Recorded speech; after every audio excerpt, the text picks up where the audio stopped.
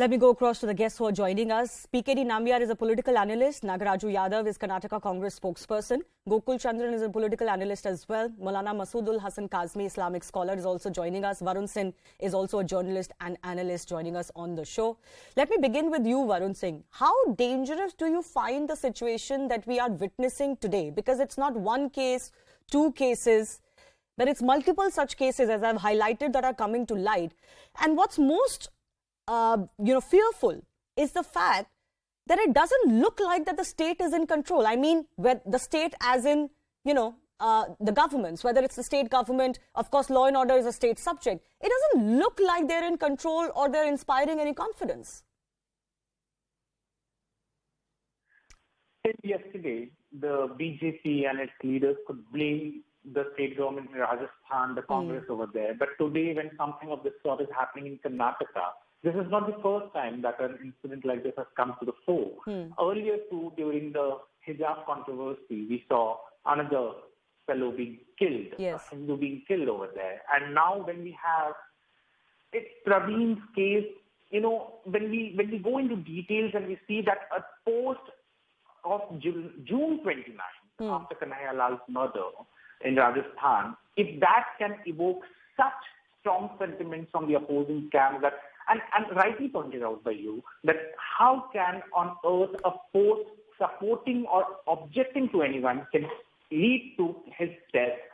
And look at it, in the BJP leaders over there, the MLA threatened to resign. The MLA says that even when he received threat, the police haven't been able to find those people who were threatening him. Imagine the condition of the people over there. And clearly the state government led by the BJP, the chief minister, every intelligence has failed over here when we see that people from Kerala have come and attacked. So immaterial wherever it is, immaterial the government is leading it, common people are unsafe, and that is clearly visible. Yeah. PKD Nambiar, has the BJP made an utter mess of this situation?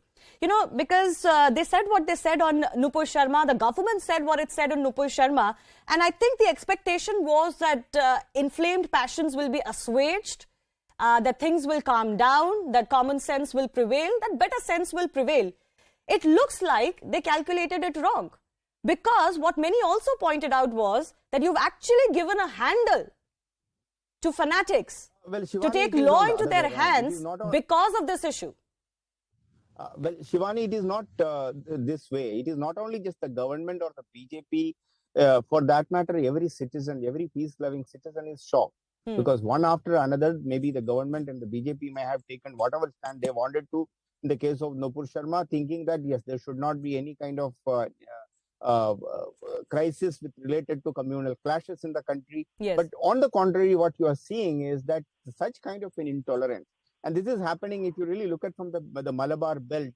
And I believe in one of your show we had discussed about what's happening on the Malabar belt from the Malappuram and till to the Goan coast.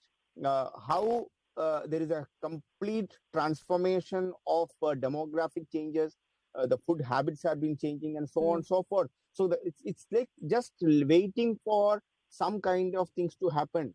And the PFI and the SDPI is becoming more and more powerful, and they are in a level. I don't know, you remember about a year ago, there was some kind of big communal clash was supposed to happen in the Mangalore area, but only because of the police took strong action, they could contain. So I think the danger what we need to discuss those dangers have always existed. PKD, I'll just interrupt you for a brief minute because those dangers have always existed, and I am certainly not part of the cabal that tries to project that, there are no issues and no religious communal issues in India. We have always had those issues. We've been partitioned on those issues. So it's foolish to deny those realities, especially when you move out of central Delhi or elite colonies and classes. I'm a firm believer we need to address those issues. That's precisely what my question was. Shivani, this outrage over Nupur Sharma comment, the government virtually, validated it. Look at what the judiciary did on Nupur Sharma. It validated the anger over Nupur Sharma's comments. And then should we be surprised that these killings are happening, that people are feeling emboldened? Well, I have always maintained this, that the comment, whether it is from the Supreme Court, by the action by the so-called parties and etc., I think that if a nation or if the people of one particular community is such a intolerant towards one comment and they can brutally kill one after another, that means these governments of this country, whether it is irrespective of state or the central governments, irrespective of the political color of the state government, they all need to realize this. The fake narrative of secularism is just becoming just in a paper or just to speak on television debates, on in the public meetings. But then the truth is that the intolerance of this society is becoming more and more challenging. And one after another, if it is killing, these kind of killings are happening, I think the topmost people needs to be answering to the society. Yeah, we cannot be burying our heads in the sand. It's happening.